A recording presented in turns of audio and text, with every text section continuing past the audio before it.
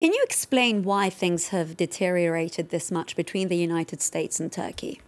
Well, of course, there are very old policy problems between the two countries, particularly on the issue of US support for Kurdish forces in Syria, and that predates Trump, will probably outlast him. But I think with Trump, the personal dimension is very important, clearly more so than with his predecessors. And recently, he said that a relationship can't be a one-way street.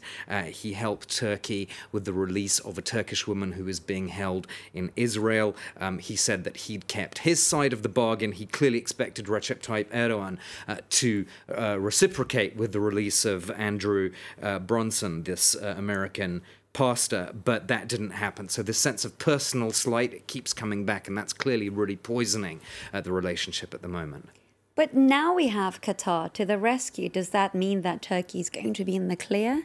Well, this is not a surprising move because Qatar and Turkey are very close. Turkey supported Qatar when the Saudis imposed that blockade in June 2017, Turkey sending cargo ships, food and so on to break the blockade. And now that Qatar has weathered the storm, it's time for Qatar to sort of return the favor in a way and to help a friend in need, as Turkey's currency is in trouble.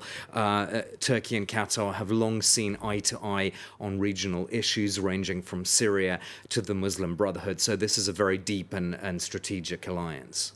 Now, Arman, can you tell us what you think this is going to lead to eventually? Because, of course, as I mentioned earlier, Turkey's currency has hit an all-time low.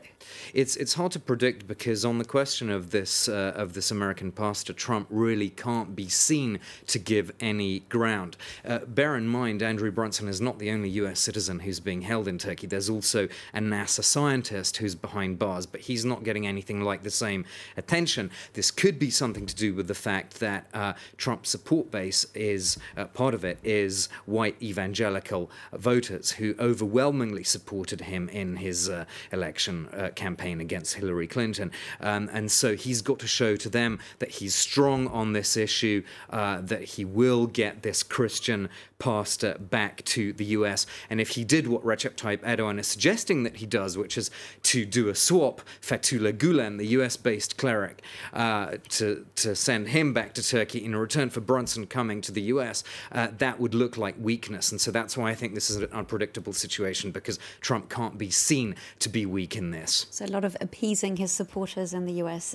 Arman Jordan, thank you so much for that insightful analysis.